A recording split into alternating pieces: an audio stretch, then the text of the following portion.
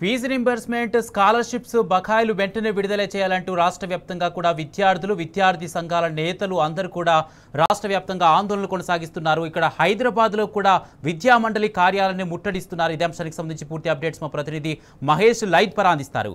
మహేష్, విద్యార్థి సంఘాల నేతలు విద్యార్థులు ఏమంటున్నారు? ఆందోళనకు ప్రధాన డిమాండ్ ఏంటి? ఏం చెప్తున్నారు?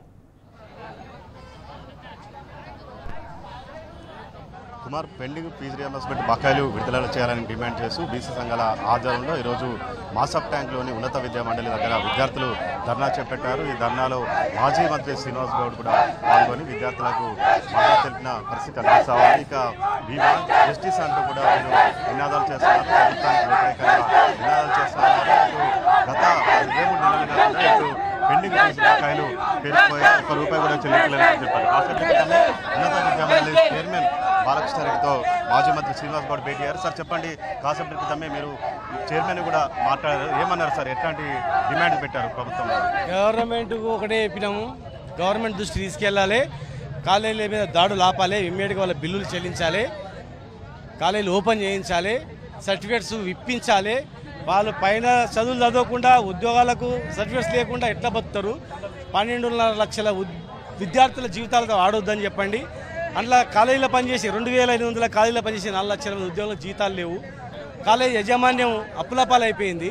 వాళ్ళను విజిలెన్స్ దాడులు చేస్తూ భయపెట్టిస్తే కుదరదు. అట్లా మీ తప్పుడు విజిలెన్స్ చేయాల్సి వస్తే మీరు ఇన్ని వేల కోట్లు తెలంగాణ డబ్బులు ఎక్కడ పోయినాయి, దాని మీద విజిలెన్స్ విచారణ చేయండి. కానీ కాలేజీల మీద కాదు. విద్యార్థుల అటెండెన్స్ ఉందా లేకపోతే ఎన్ని మార్కులు వచ్చింది అవి కాదు కావాల్సింది. మేము కొట్లాడి తెచ్చుకుని వీళ్ళు బాగుపడడానికి ముఖ్యమంత్రి గారి దృష్టి తీసుకెళ్ళి యజమానితో మాట్లాడి బకాయిలు చెల్లించి ఓపెన్ చేయించాలా. లేదంటే ఈరోజు స్టార్ట్ అయింది, ఇది ఎక్కడికో వెళ్ళిపోతుంది, బాగుండదని చెప్పి ఆయన దృష్టికి తీసుకెళ్తానట్టు చూద్దాం. వాళ్ళ ఇష్టం,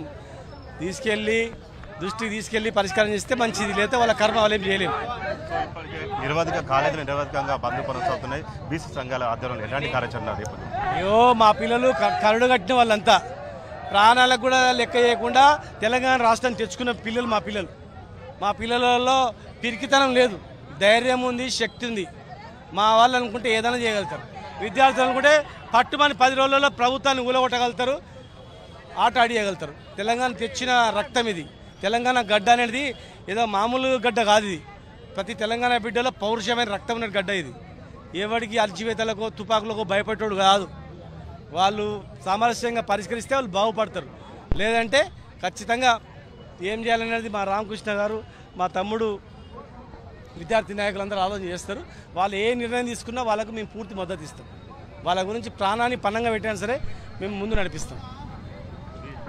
చూసినట్టయితే అటు విద్యార్థులకు సంబంధించి ఇటు పరీక్షలు పెండింగ్ ఫీజు బకాయిలు చెల్లించే వరకు విద్యార్థుల పక్షాన బీఆర్ఎస్ పార్టీ ఉంటుందని కూడా ఇటు మాజీ మంత్రి శ్రీనివాస్ గౌడ్ చెప్తున్న పరిస్థితి కనిపిస్తుంది. కాసేపటి క్రితమే ఉన్నత మండలి చైర్మన్ బాలకృష్ణారెడ్డికి కలిసి వారు ఇటు పెండింగ్ ఫీజు బకాయిలు విడుదల చేయాలని కూడా వారి ముందు ఒక వినతి పత్రం సమర్పించారు. ఇక కాంగ్రెస్ ప్రభుత్వం ఏర్పడి 23 నెలలు అవుతుంది, ఇంతవరకు ₹1 కూడా చెల్లించలేదు. దీంతో విద్యార్థులు తీవ్ర ఇబ్బందులు ఎదుర్కొంటున్నారని కూడా వారి దృష్టికి తీసుకుపోయిన పరిస్థితి కనిపిస్తూ ఉంది. Vote studio.